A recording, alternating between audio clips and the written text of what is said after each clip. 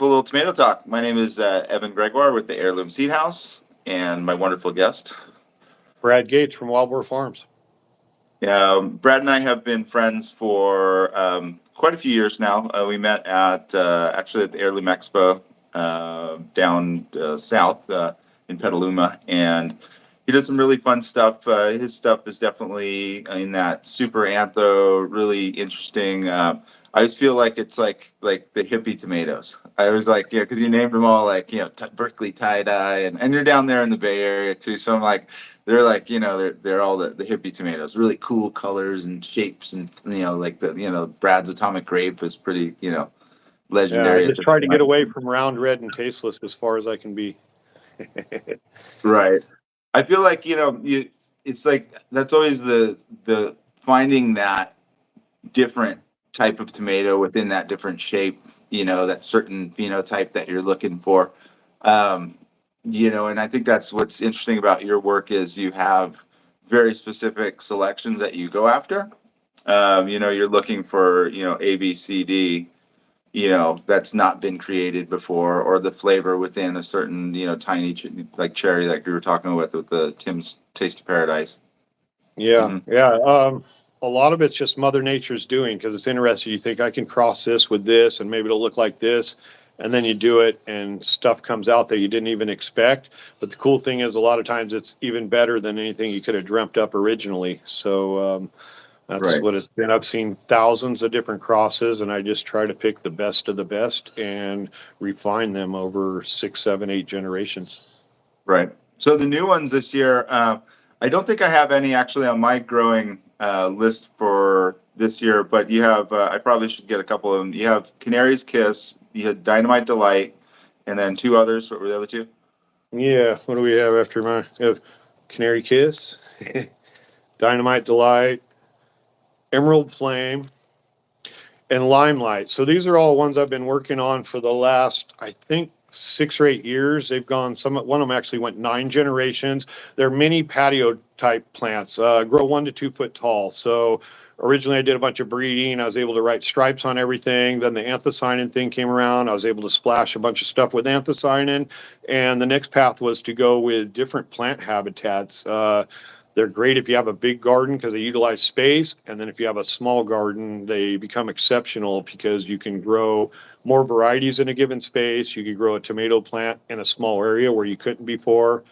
So they definitely have their benefits. I know there's a lot of small patio type tomatoes, but most of those beautiful plant, lots of production, but the fruit was kind of mediocre in flavor and everything. So this was trying to get a gourmet tomato off a small plant.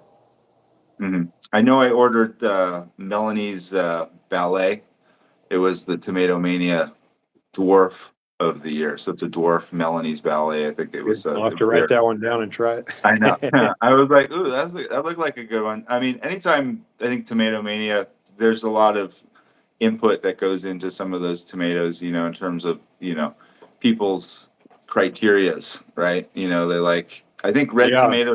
red tomatoes seemingly win a lot of awards at shows and things. I see the pink, heart, red, deep, rich flavor type tomatoes tend to take a very keen first, second, third place at a lot of the tomato contests from time to time. Well, we're going to dethrone them. Well, I think the northern Canadian gardener, she's doing some wonderful work with some of those larger heirlooms. As just some of the potato, wherever the oxheart types. I think the Midnight Sun was really amazing one. I think that's the most important part. When breeding is really selecting for that flavor too. I mean, some of the we've talked about this so many times is it doesn't matter what it looks like if it doesn't taste good. So it's Yeah, I that was don't. always the most important thing in my breeding. I was selling to really nice restaurants. I was selling to return customers at the farmers market. And if you had something that was beautiful that didn't taste that good, it was going to be a tough sale for you. So I always went flavor first. I was just able to put a nice, pretty wrapper on top of um, the nice, tasty tomato. So for quite a few years, I was growing upwards of about 15 to 20,000 tomato plants. So that really gave me the ability to look for superstar, one of a kind varieties, and to really grow out hundreds of plants of these different varieties I was developing each season and really see the different characteristics and traits and able to just select the best of the best. Mhm. Out of your new ones this year, rate them from 1 to 4. Which is your favorite and which is Uh, your I hate to do that. Honestly, I think they're all outstanding. I saw dozens and dozens of crosses out of this cross. I saw dozens and dozens of different phenos and characteristics, and these were Mhm. the four that I picked out of there. So they all have definitely great characteristics. The Canary Kiss is like a bright yellow, but it has good flavor to it. The Dynamite Delight could actually be used as fresh tomato or aroma paste, has an extra dense meatiness to it. So there's a little bit of variation. And I always say taste is subjective. I've given people one tomato and they thought it was the best and they ever had. Other people thought it was mediocre. So these are the four that I thought were the best examples, both for looks and flavor out of the dozens of different variants that I got out of that couple crosses. Mhm. Yeah, I should probably add a couple of those into the lineup just to try them.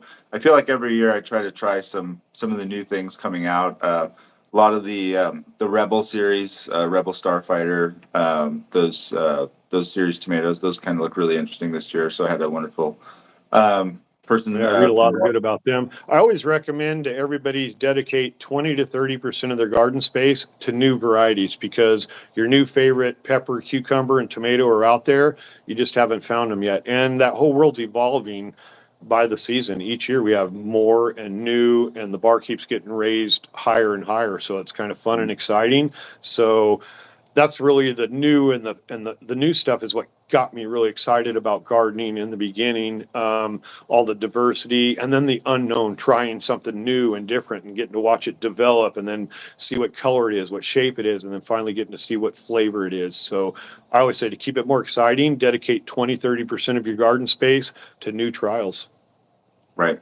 I think that's so important. Is just, and also we were talking about staging the garden too, and in different time zones. I mean, everybody starts tomatoes a little different time. We're here in zone 8B, and so we definitely have, we're Mother's Day is kind of like our kickoff. We can go a little early. We can go a little earlier, depending upon if you want to risk it. But yeah, it's just really kind Yeah. of a smart idea to have put your earlies out, like you were saying the other day. You and I, put your one or two earlies out, and then start to put your main season crop out, a week or two later when you're going to have Yeah. at less risk of disease and things like that. So, I do see a lot of that. Starting tomato seeds, it's 6 to 8 weeks until you're ready from seed to you're ready to put that plant out in your garden. So count back, and your last frost date is still just an estimate. Last frost could come a week before or after that. mhm, So it's a bit of a shot. Um, I think that I'm just about to start my first round of seeds next week. That'll be for an April 1st plant out. One of the things I see is people in Texas starting their seeds a week or two ago, and people in the northern latitudes going, it's time to start seeds. And just remember, we're all in different climates here and stuff. So as soon as you start seeing people start seeds online or whatever, don't think that it's time for you. Make sure that, because in general, unless you have the space and the commitment for it, it's not good to get too big of a plant. Some people have the space and they maybe want to put out a big 1 gallon potted plant. They might want to start 2.5, 3 months before starting seeds. But most people, 6 to 8 weeks, you can go from seed to a nice, uh, mhm, healthy transplant ready to plant out. And like you're talking about the early, I'm kind of the same thing. 20-30% of your garden, go for early. Plant early varieties, make it a crapshoot. Maybe try to protect them if there's some cold weather. But if you have, say, 12 spots for tomato plants in your garden, don't start all 12 of them for the early shot. Give a couple few plants, go for early, then wait mhm. till a couple few weeks, start another round. And I think spacing that out has multiple benefits. If Mother Nature's not kind early in the year, you have a little bit of insurance. And also it gives you a little bit, once you're done harvesting the early ones, then here comes the next wave. So it spreads out your harvest. Right, for sure. A little bit, the process. I think we have a little different processes too. I tend to be doing a lot more of preservation searching for older varieties and things like that too. So my shtick this year is I have a whole ton of Grin varieties, which is basically from selections from when we have gone and accessed some of these varieties from other countries and stuff. So I have a stacks of Grin varieties this year to trial out, and it's really finding tomatoes that work well for our varieties or our climate too. So, you know, I think that's a lot of times too. We tried varieties from you, and they haven't worked out, but some of them are some of the best tomatoes in our market program. You know, so you kind of got to find those.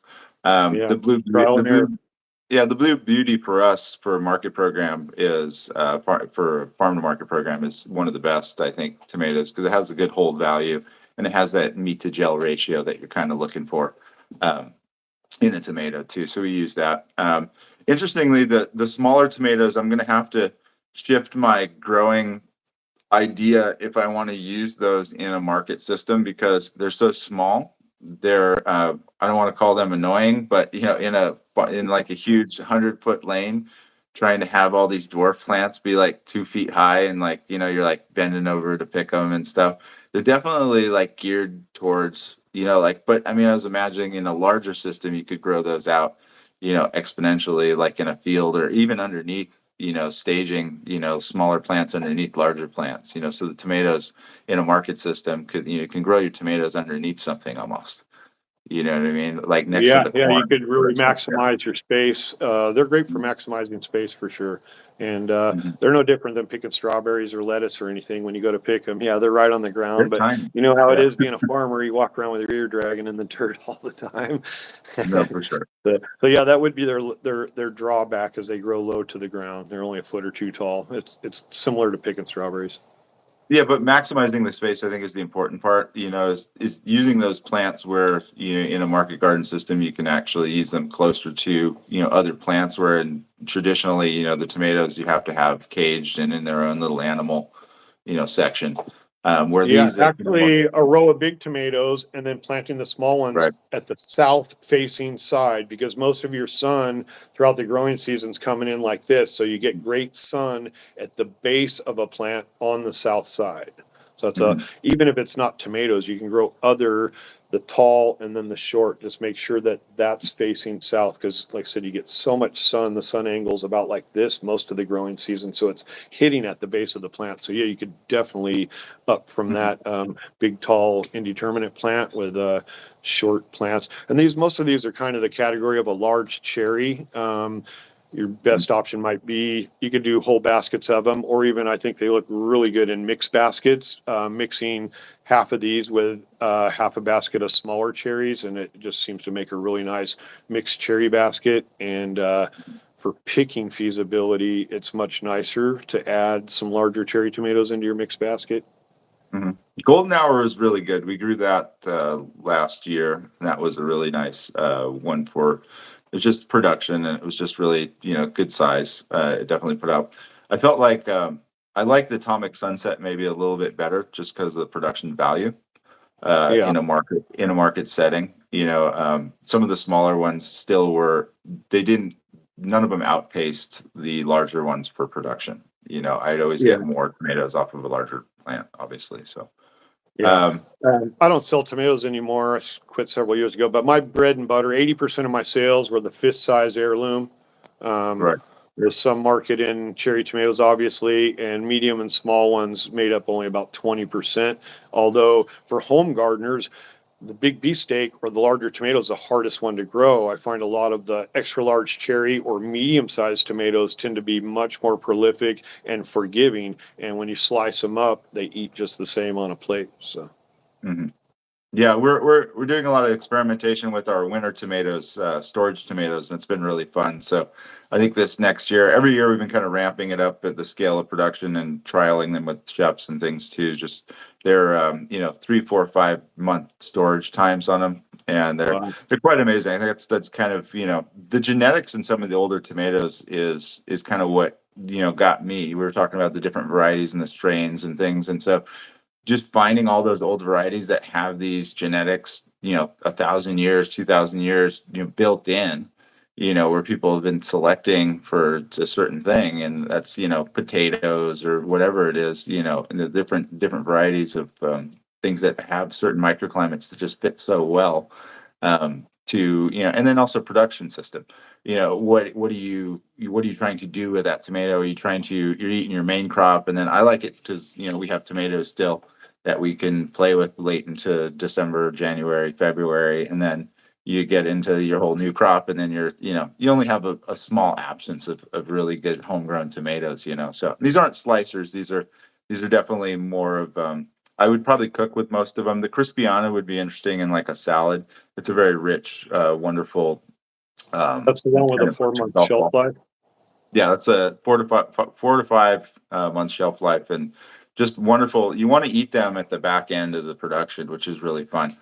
You don't eat them, you want to pick them. They're almost like golf balls. You literally could probably hit them with a golf club because they do have they're very hard, but they ripen so slow that's what the ethylene gas production is very low, or non-existent. So you're kind of just ripening. I have some from the following year that I was trying to keep to see who like would stay as long as he could. And so they didn't germinate inside. I'm kind of interested in cutting one open from a year and a half old. Yeah, So do a taste test. yeah,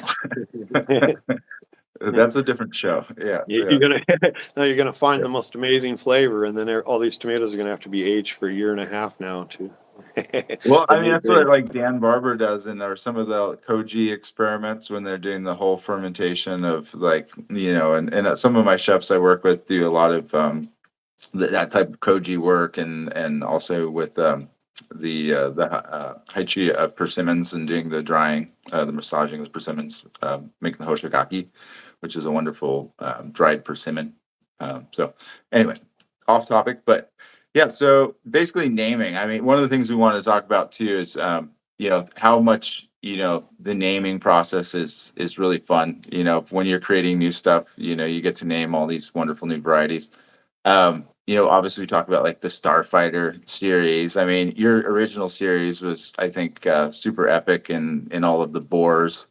Obviously contributing to Wild Boar Farms kind of, first productions of the wonderful tomatoes. And I think that's how I was introduced to a lot of the pink boar was one of my favorites, and I still, that's one of my all-time favorites. Just super production tomato, but with the flavor and the just the it holds well and has everything you kind of want, in an actual, wonderful tomato. But Yeah. yeah, So early on, I just kind of slapped pig names on all my varieties. So go back 10 years ago and probably several years before and after. It was another year where I was just not going to do the farmer's market anymore. I was going to quit tomatoes. And it was actually early on Garden Web days, was some of the first internet tomato forums. And so I had developed quite a few different varieties. Most of them just had working name, a nickname, or no name.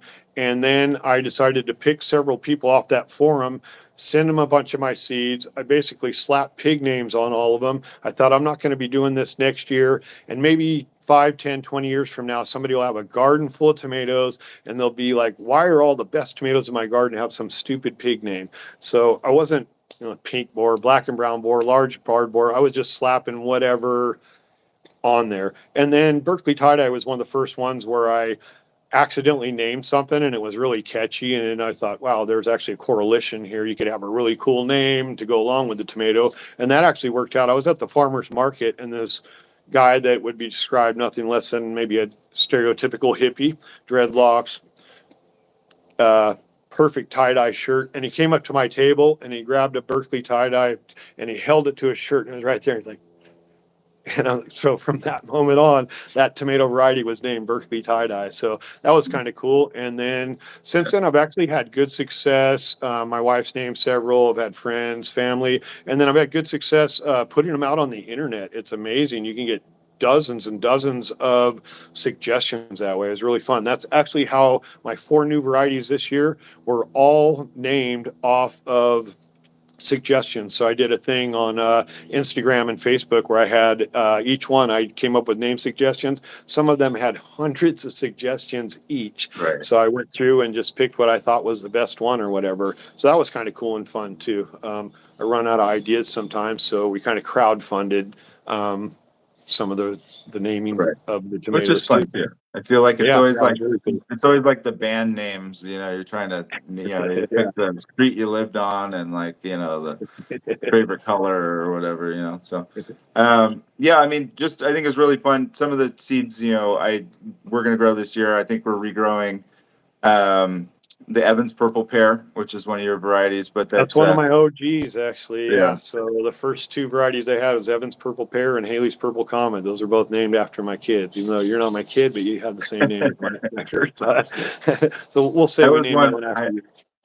I remember meeting your son at the Heirloom Expo, and he was always so wonderfully involved and and excited, and it was always so much fun. Every year coming to see what event you'd like. I remember the triangle pyramid of Oh, yeah. tomatoes Yeah. that year, and then you It did could the be hit hanging and one. miss. Some years I was scrounging tomatoes, and some years the sun and the Right, moon and the stars lined up, and I was able to pick a bunch, and that made it really fun. right, yeah. Yeah, that one we did the winter tomatoes a few years in a row where we did actually the hanging expedition for those pianolos, and those are really fun variety. If anybody's ever tried those, they're probably one of my top 10 favorite That's the tomatoes of one all you got time. in Italy. Yeah, that's the Pianolo del Vesuvio, which is a wonderful. Basically means hanging fruit, and it has this wonderful kind of rosette you can hang them up on.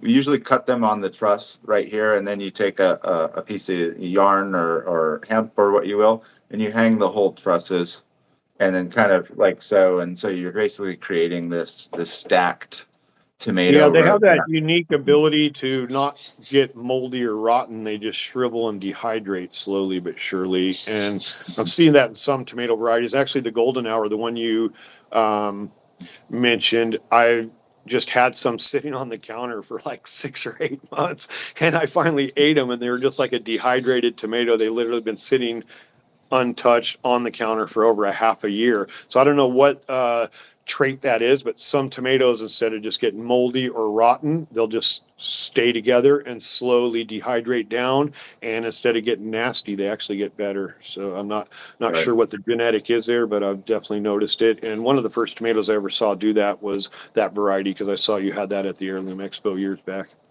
Yeah, that's a fun one. If anybody's not tried that one, that's probably one of the all time.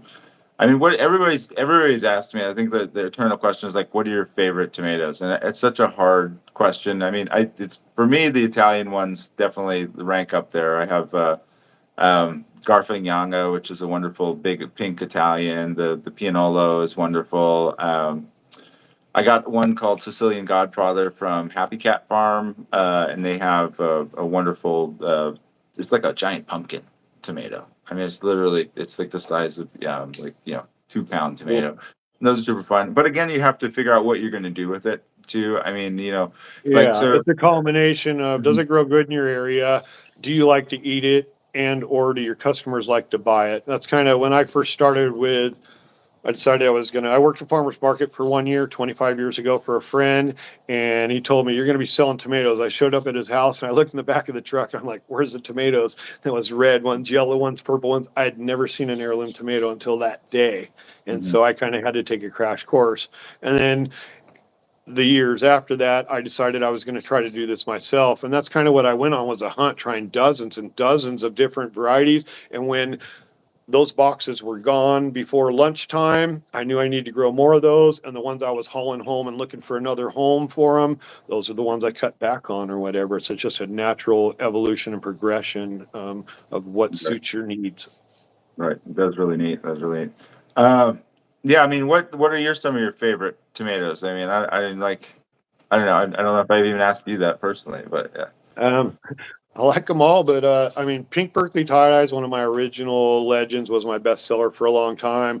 Brad's Atomic Grape semi replaced it for a while. Many times last summer, if I was going to go and grab a tomato, I like bigger and meatier myself. So I'd grab like a Black Beauty, a Lucid Gem, a The Lovely Lucids are good. Lush, and maybe Mhm, and a Crushed Heart. I'm not kidding. Those mhm, right there, super meaty slabs. Each one's mhm. different, and each one's like a 9 or 10 on the flavor scale. So, um, We've been yeah, getting a little hotter up here in the Northwest during summers, and so some of like the crushed heart we've been having better luck with, and yeah. some of those. so they did very well. You definitely need a little extended period of heat for some of the larger ones. Some of those large ones. I'm excited to try the Lovely Lush this year, which she said was a little bit That one, older. that one Yeah. is really, that one's, to me, it's a 10 in looks and a 10 on flavor. Actually, it's a little overlooked right now. I was thinking about promoting it a little more, but it was one of my number one producers too. And just, it's amazing looking, and it's one of the first ones I go to for flavor. Yeah, I've got to cut down this is my tomato folder right here. Your There's eyes are like bigger than your stomach. That's typical for. that's just everything I put in the folder for this season. You know what I mean? That's not, I mean, the seed room, So I have like a folder, and I guess that's how, the process works with myself is deciding what I'm going to grow each year. I have like the Phil's 2 tomatoes, like these pups. I think Baker Creek has a bunch of those ones. I don't know. Some of their stuff is fun. I know you have a lot of stuff at Baker Creek too, but it's always good to get from like original sources and stuff too. If Just I just, FYI, I don't make any money when you buy my varieties from Baker Creek, so go to the right. original source. Yeah. I mean, it's breeders' royalties are very low or non-existent, Yeah, and they so paid it's me it's for a short time, and then it was over. So so it's one of those things where supporting the original sources of some of these tomatoes. I always, every year I'll order definitely some from all of our local seed purveyors, just because it supports our wonderful passions and everything that you it know. makes it happen, and it supports the future of different stuff. And literally everything is going through huge transition. There's so many potatoes to choose from now, peppers to choose from now, tomatoes. Everything is kind of going through a revolution, and with hundreds, thousands, tens of thousands of small breeders doing it on different levels all over the globe. The internet's connected them all, so things can you're not just somebody in the middle of nowhere that has something and nobody even heard of it for 10 years or whatever. So that's all help. So the bar keeps getting rated higher and higher, and it's just going to, I believe, get better and better. There's probably hundreds of thousands of new possible variants out there just in a handful of fruits and vegetables. When you start crossing things, it's unbelievable what can be produced. The genetics that are hidden within each piece of produce that you eat, it's there's a lot in there. Right. I just think exponentially think about, like you just said, the more that we all do it, exponentially that increases so much quicker to be able to, grow so many different types of varieties or find different varieties for, on my part, because it's hard to find some of these varieties that are going extinct.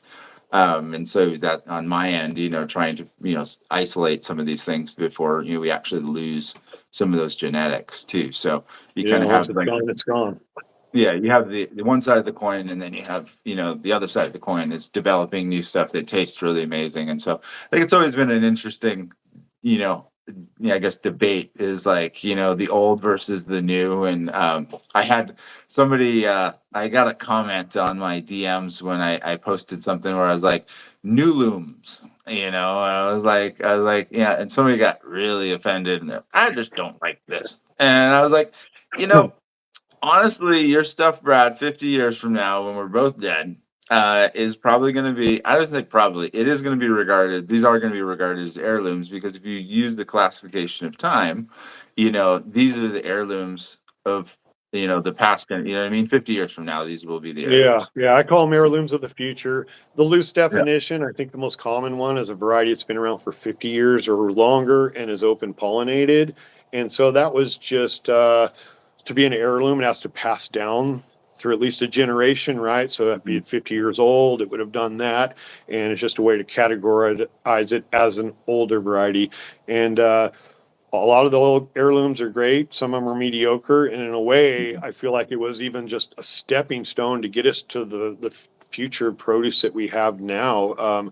If that 25 years, maybe 26 years ago, when I first started doing heirloom tomatoes at the farmer's market for my friend, they were just starting to resurface. And that really picked up in a couple few years. They become really popular at the farmers market. And if that window of opportunity, think of how many varieties were saved just in that small amount of time. There's probably all kinds of stuff that went extinct just before that window, but just think of how many old heritage heirloom varieties that were saved because of this renewed interest on older varieties. And well, a lot of them tasted better and more than likely more nutritious than some of the modern stuff we've been eating from the supermarkets. Hmm. That would be interesting to do some nutritional analysis on some of the new tomatoes that are coming out. I know Yeah. that the I think if you anthos. pick for colors and flavors, you're actually inadvertently picking for nutrition also, because most nutrition comes in a lot of dark colored, bright colored, very colorful produce, and flavor. A lot of that's flavonoids and other things, minerals, vitamins. That all adds to the tomato. So, yeah, I think selecting most really good quality produce is going to have more, especially if you have deep, rich flavors and deep, rich colors, whether they're bright. Years ago, Baker Creek did a test on some varieties, and I know that was I had indigo apple at the time, and they tested the some of the nutrients on that. And I believe it was in one of their catalogs 4 or 5 years ago. It had like 4 times more lycopene than a store-bought beefsteak alone. And that just, because it gets such a nice bright red color to it or whatever. And I believe there's tons of nutrient benefits that we haven't even put our finger on. They call lycopene and beta carotene, these different ones. There's possibly hundreds or thousands of small elements in our produce that are Mhm. essentially the same. Well, I think they're starting to tip on that, the whole gut biome. As you discover, eating different vegetables and different types of vegetables are gear actually giving us that type of nutrient and biome that you need. So if you're just eating one particular type of food or a lot of processed foods, you're not getting that particular nutrient density that you need. Yeah, That's I very definitely specific. believe in So, nutrient density, and that's probably one of the reasons I crave tomatoes, is overall they have a lot of nutrients compared to most fruits and vegetables. right. Any tomato tips for spring? What do you got for me for Yeah. spring stuff here? Um, I would be getting ready to start seeds unless you buy plants. That's cool too. I would make sure your garden area is clean. Stems, leaves, roots from the old plants are one of the best things to harbor pests and disease for this season. So if you haven't already got out there and cleaned up your garden area, do it now. And if possible, if your soil is not completely up to par, adding organic compost and organic fertilizer is good. Feed the soil, keep it nice and healthy.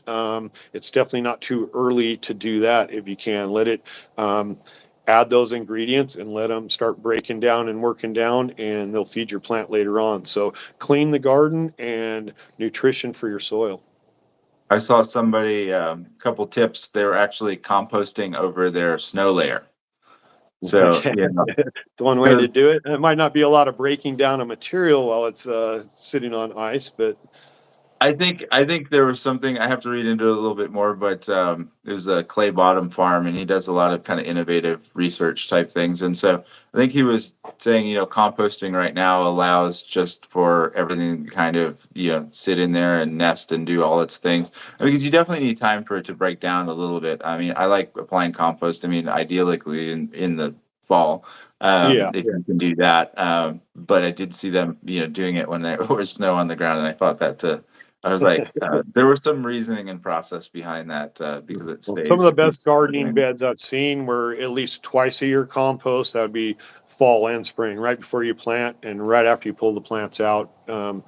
And then adding nothing but water during the growing season. It's always the ultimate goal. If you can get that nice, healthy soil, there's nothing left but sunshine and water and your care and love to successfully harvest garden. Yeah. Yeah, I know. We're just excited to, get the season going here too. It's been a little bit icy. We had a big ice storm last week, and so we're still just kind of being like very, very, maybe in the next couple weeks, probably wait 2, 3 weeks till we get our first planting on, at least for our warm crops. Peppers Yeah. maybe sooner than We had later, a but super cold winter last year, cold and wet. This year's semi-wet, definitely been cloudy. You can actually see a reflection of blue yeah, sky. I'm I can about see to go sunshine. stand in the sun. It's been kind of grim the last week or two, and yeah, days are getting longer. That makes me happy. Got a little bit of sun, and we're right on the cusp of starting the next grow season.